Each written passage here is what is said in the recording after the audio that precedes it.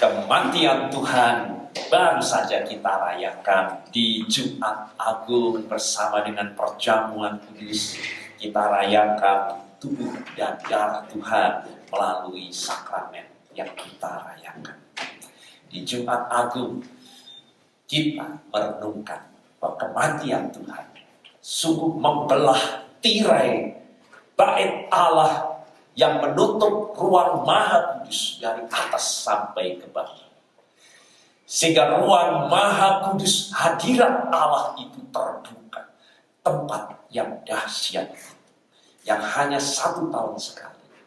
Hanya imam agung besar dengan persiapan yang serius yang boleh masuk ke ruang Maha Kudus menghadap Allah dengan resiko mati apabila tidak layak dihadap. Tetapi tirai itu terbelah dan semua orang dapat memiliki akses untuk masuk ke ruang Maha Kudus itu.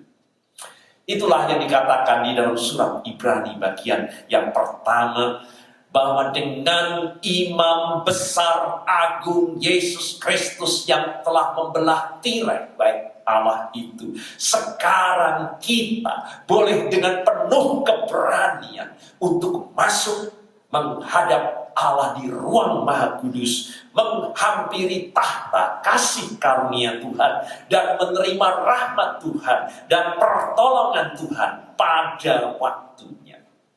Sebagaimana hari ini kita bersama-sama datang ke hadirat Tuhan. Tuhan ada di tengah-tengah kita. Namun saudara, hari ini surat Ibrani tidak hanya sampai di pasal yang pertama. Dan saudara baca pasal demi pasal berikutnya. Meskipun kekudusan Tuhan terbuka bagi kita semua. Sebagaimana hari ini kita dapat duduk di hadirat Tuhan.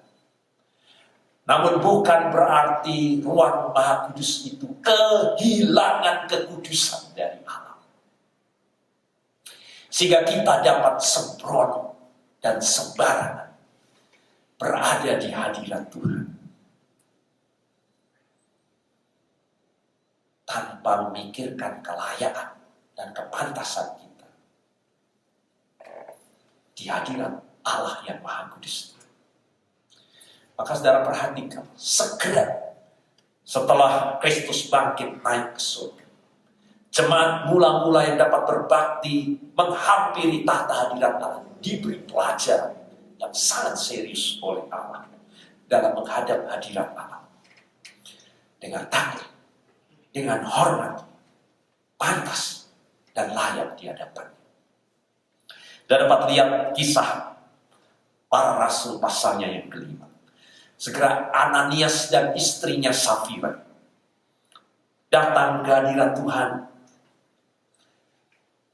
dan membawa persembahan yang besar, yaitu persembahan hasil dari penjualan sebidang tanah. Dan hasil itu diletakkan di depan altar kaki para rasul. Dan menyatakan bahwa inilah seluruh hasil penjualan yang dipersembahkan kepada Tuhan. Namun kita tahu bahwa persembahan itu hanya untuk mencari muka di hadapan manusia, tetapi dilakukan di hadirat Allah. Dia menahan sebagian dari hasil penjualannya, tetapi di hadapan manusia, di hadirat Allah, dia berkata, ini seluruhnya dari hasil penjualan tanah.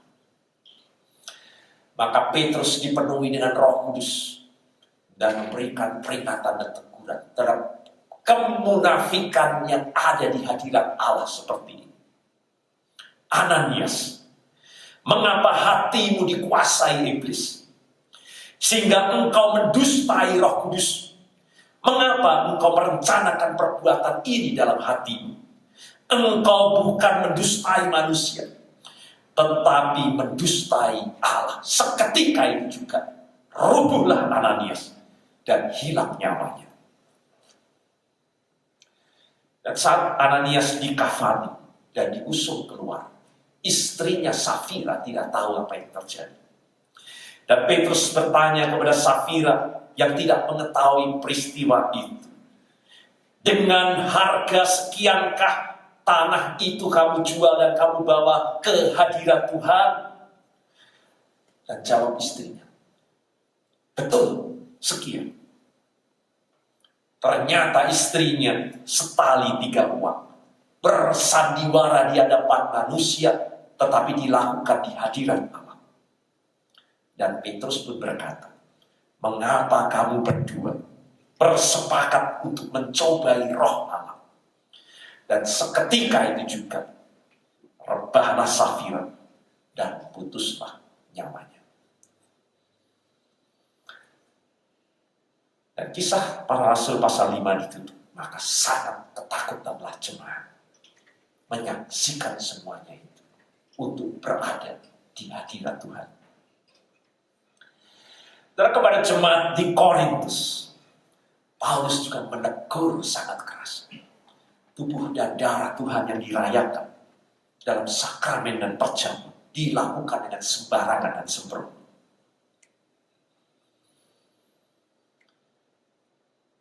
Maka Paulus menegur dengan keras jemaat mula-mula di Korintus. Barang siapa mau menghampiri roti dan anggur seperti itu, dia harus menguji dirinya sendiri. Baru sesudah itu makan roti dan minum dari cawan Tuhan.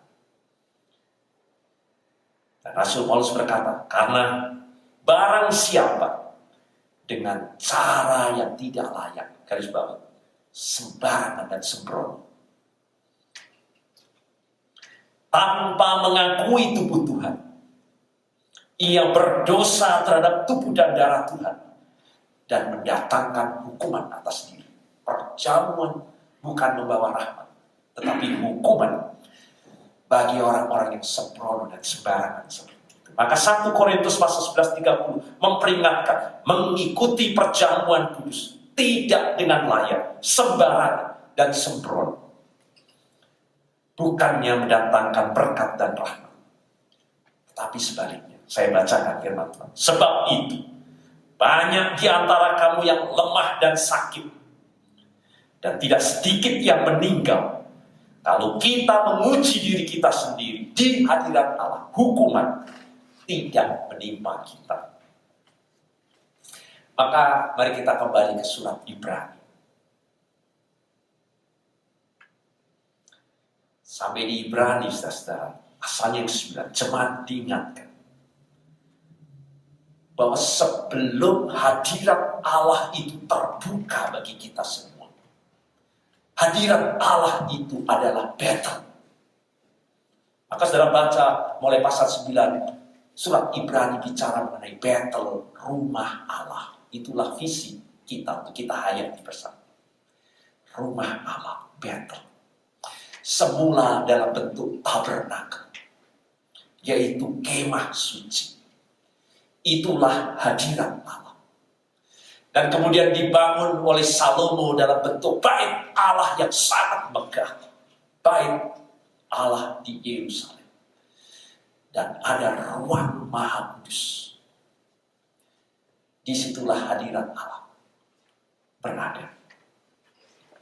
Dan saya ingin bertanya sekarang, di mana vision mengenai rumah Allah atau battle itu pertama kali muncul? Kalian tahu kapan Tuhan memberi vision mengenai rumah Allah? Bahwa akan ada rumah Allah di bumi, yaitu hadirat Allah di tengah-tengah bumi. Ada di kitab Kejadian, kan? Paling awal, yaitu pada waktu Yakub takut untuk dibunuh oleh Esau kakaknya, dan dia lari ke Mesopotamia. Tetapi di jalan Yakub kelelahan dan tertidur. Dan di situ pertama kali vision apa artinya battle rumah Allah dinyatakan kepada Allah. Karena Yakub memperoleh vision. Saya akan bacakan saya di situ. Di bumi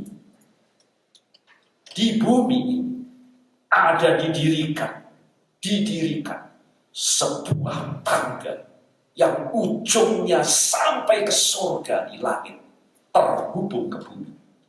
Garis bawahi, kalau saudara mau menghayati bahwa saudara sekarang ada di rumah Tuhan, mata saudara tidak melihat, tetapi mata Yakub dicelupkan seperti sekarang, bahwa kita terhubung dengan surga. Ada tangga yang menghubungkan kita dengan Allah saat kita ada di rumah Tuhan. Dan tampak malaikat-malaikat turun naik tangga itu. Adakah saudara menyadari bahwa kita berbakti dan beribadah bukan hanya dengan manusia satu dengan yang lain, bahwa para malaikat memuji dan menyembah bersama-sama dengan kita. Malaikat-malaikat Allah itu turun naik, dan disitulah Tuhan berdiri. Maka kata Yakub setelah menerima penglihatan itu, sesungguhnya Tuhan ada di tempat ini. Itulah rumah Allah, itulah Betel. Dan aku tidak mengetahuinya, tetapi sekarang mataku dicelupkan penglihatan itu. Maka apa yang terjadi dengan Yakub? Ia takut dan berkata, alangkah dahsyatnya tempat ini. Itulah judul yang kita pakai untuk tema khotbah hari. Alangkah dahsyatnya tempat ini. Betel, rumah Tuhan itu. Ini tidak lain rumah Allah. Ini pintu gerbang surga. Adakah saudara duduk saat ini menghayati rumah Allah? Saudara ada di hadirat Allah, ada di pintu gerbang surga. Itulah Betel, itulah rumah Allah yang dahsyat. Dahsyat karena hadirat Allah datang. Maka Mazmur pasal 4 ayat 3 berkata, sebab Tuhan yang maha tinggi itu adalah dahsyat, dahsyat. Maka saya pilih itu jadi kata untuk tema khotbah hari. Raja besar atas seluruh bumi. Dan saya pun cek, saudara, di kamus Webster, apa itu artinya dahsyat. Dan saya menemukan penjelasan. Rasa hormat yang terdalam. Rasa hormat yang terdalam. Mengerikan kalau kita tidak memberikan hormat. Dan sangat hebat. Itulah dahsyat. Dan kedahsyatan itulah, saudara, yang dilihat, dirasakan oleh Yakub pada waktu beroleh penglihatan Betel dan rumah Allah itu. Maka saudara baca seterusnya. Saat tabernakel itu dimulai, rumah Tuhan itu sungguh hadir. Yaitu dimulainya pada waktu bangsa Israel keluar dari Mesir. Allah hadir bersama dengan, hadir dalam bentuk kemah kudus tabernakel. Disitulah tabut perjanjian diletakkan sebagai simbol Allah ada bersama dengan umat Israel. Namun saudara, terus menerus umat Allah diperingatkan menghadap Allah agar tidak munafik seperti Ananias Safira, sembarangan dan sembrono. Saya bacakan teguran keras salah satu dari Nabi Maliaki pasal 6 ayat 6. Pada saat umat menghadap hadirat Tuhan, sembarangan dan sembrono. Jika aku ini Allah Bapamu, di mana hormatmu kepadaku di tempat kudusku? Jika aku ini Tuhan, di mana takutmu terhadapku di hadiratku yang kudus? Itu teguran yang sangat eksplisit. Mereka diperingatkan dengan keras. Oleh Nabi Maliakis demikian, oleh karena mereka telah mempersembahkan korban, sebagaimana konteks Ananias dan Safira juga. Tetapi persembahan yang dibawanya, persembahan yang sembarangan, sembrono, asal-asalan. Mereka berpikir, saudara, bahwa Tuhan tidak melihat wujud persembahan yang dibawanya. Namun ternyata tindakan itu, saudara, mengundang marah dan murka Tuhan melalui Nabi Yesus. Sebab mereka telah menunjukkan sikap yang tidak hormat dan menghargai Tuhan di hadiratnya. Kalau sudah baca di Alkitab Yeskiel, mereka datang ke hadirat Tuhan bukannya beroleh kasih karunia meskipun membawa korban persembahan, dan bukan beroleh pertolongan dari Allah seperti Yakub yang diberkati oleh Allah, yang beroleh perlindungan dan rahmat, mengembang ke kiri, ke kanan, timur, utara, selatan, dan dikatakan anak cucumu diberkati Tuhan di muka bumi. Namun yang terjadi justru sebaliknya. Kasih karunia menjauh dari umat Allah, dan murka dan kutuk Tuhan menghampiri umat Allah Israel. Maka bacaan kita yang kedua, saudara, mengingatkan kepada kita dengan sungguh, Tuhan ada di baitnya.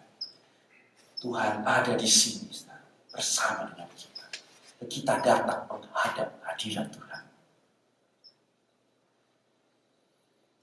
Matanya mengamat-amati, menghubungkan surga dan bumi. Sorot matanya menguji anak-anak manusia yang berada di hadirat. Mazmur 11 ayat 4. Saya ajak saudara untuk merenungkan saat Musa beroleh hadirat Allah.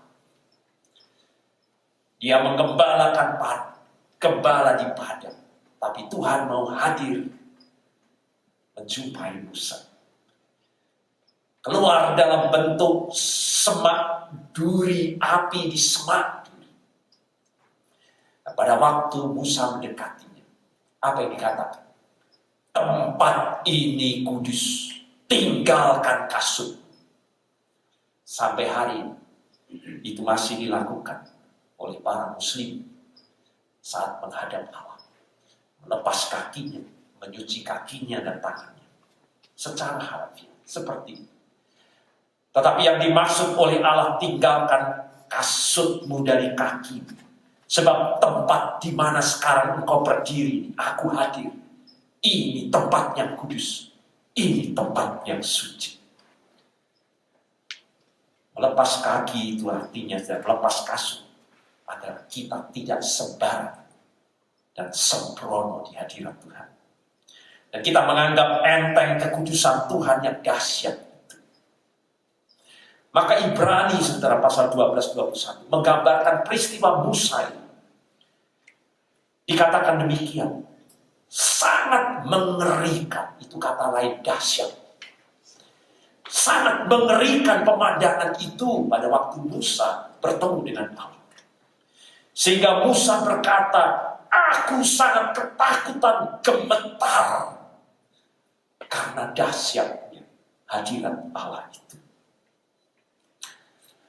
Darah keterbatasan indera kita untuk tidak melihat tangga Allah, malaikat surga bersama dengan kita, bahwa kita terhubung dengan surga, bahwa mata Tuhan sorotnya ada bersama dengan kita saat ini. Kita tidak melihatnya secara indera, karena Tuhan belum mencelipkan seperti penglihatan yang dinyatakan.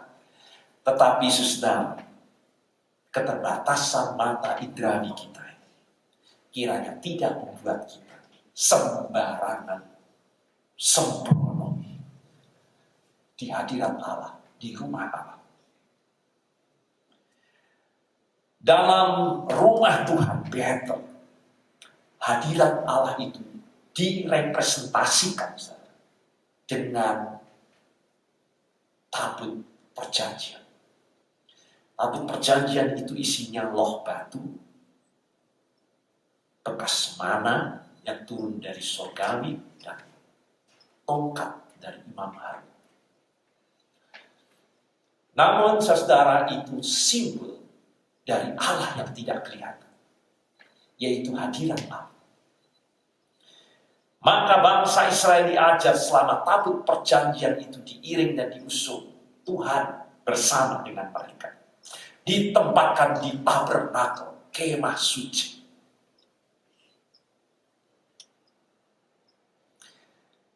Dan apa yang dikatakan firman Tuhan terhadap tabernakel? Barang siapa menajiskan tabut perjanjian itu, akan dibinasakan. Dan dapat lihat di 1 Samuel pasal 6:19. Dan saat peperangan terjadi, Israel dan Filistin, dan Israel dikalahkan. Tabut perjanjian dirampas oleh Filistin. Dan tabut perjanjian itu dibawa ke negeri Filistin. Oleh karena kekalahan Israel dalam pertempuran di Ebenezer, maka bangsa Filistin merampas dan meletakkan sembarangan tabut perjanjian itu, diletakkan di dekat dengan Dagon, sembahan dari orang Filistin di kuil Dagon itu.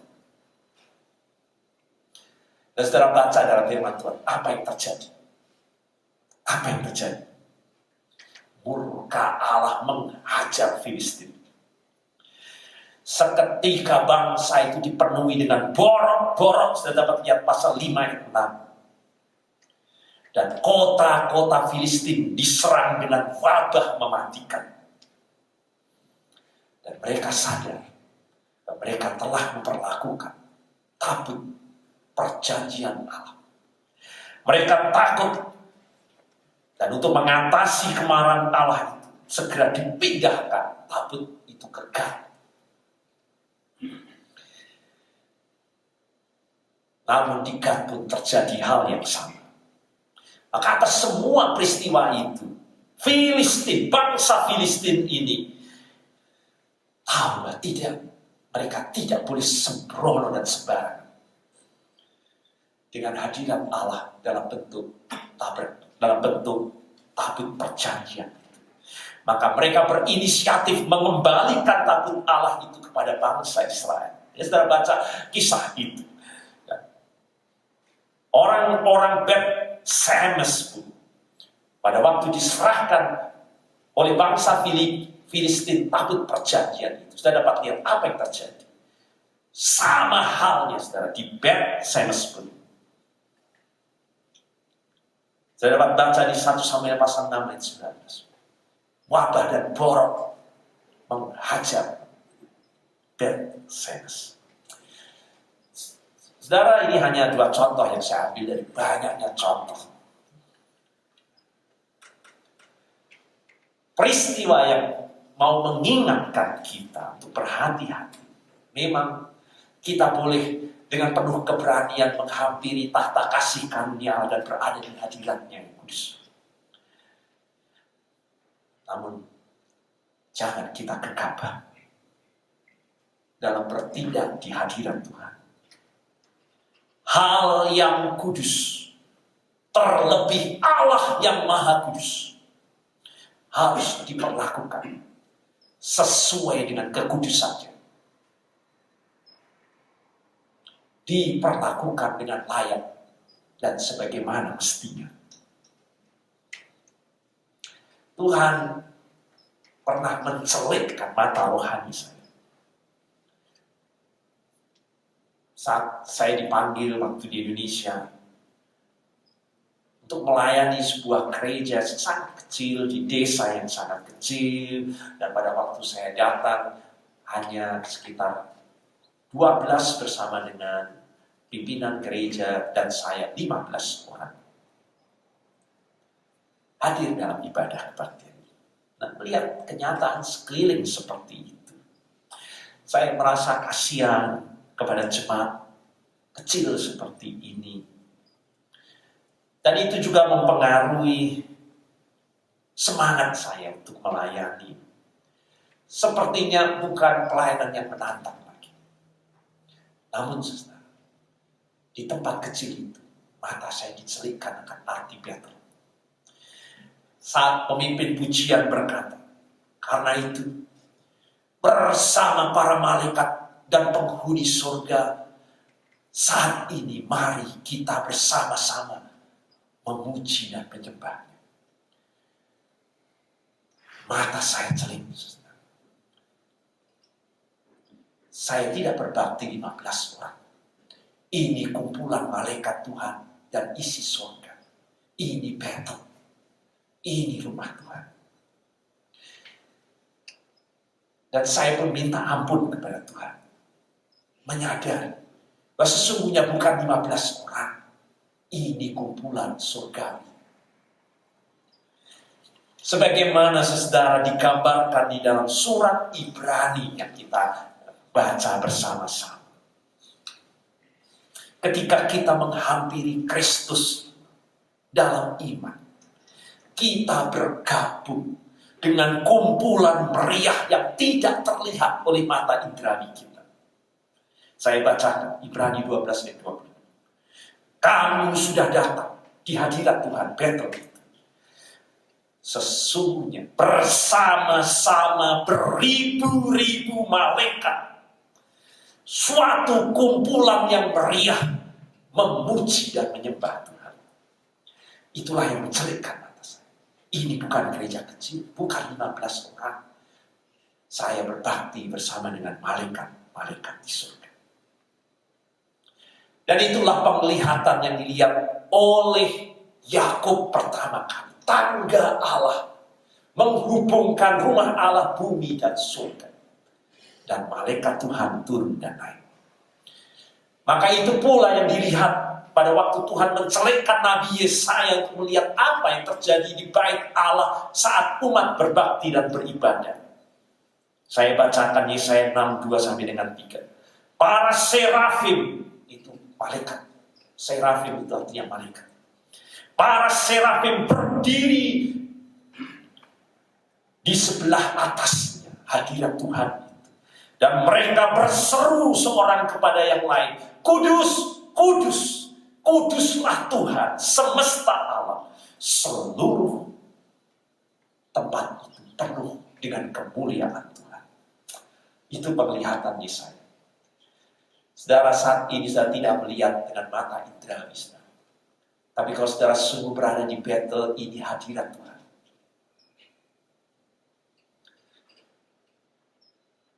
Adakah tubuh, hati dan jiwa kita juga bertekuk lutut, bersujud, dan menyembah di hadiratnya? Hadirat Allah yang disaksikan di dalam Alkitab yang saya bahas semuanya ini. Ini adalah Allah yang kita hampiri sekarang. Dalam ibadah kita, di gereja, maupun saudara yang berbakti di rumah online, kita menghadap hadirat Tuhan.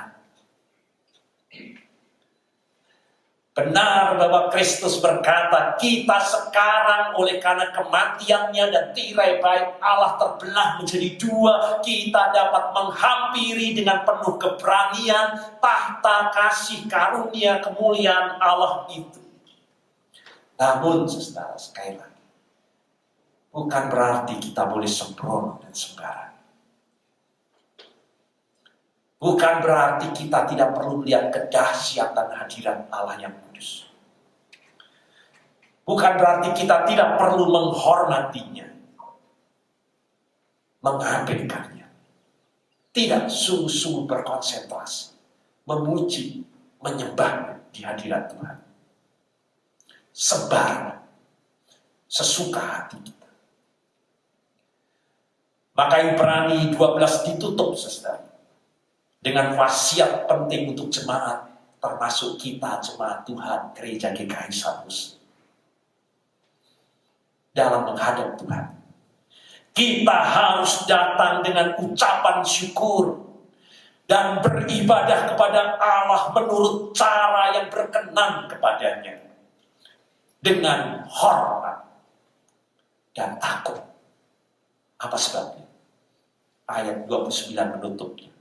Sebab aku Allah kita itu adalah api yang menghanguskan. Darah memang apa yang Allah lakukan tidak selalu seketika. Hanya sekali itu memberi peringatan. Seperti yang terjadi dengan Ananias dan Safira. Langsung rubuh dan hilang nyawanya seketika itu juga. Allah juga dapat memberi peringatan seketika. Seperti yang dilakukan terhadap bangsa Filistin.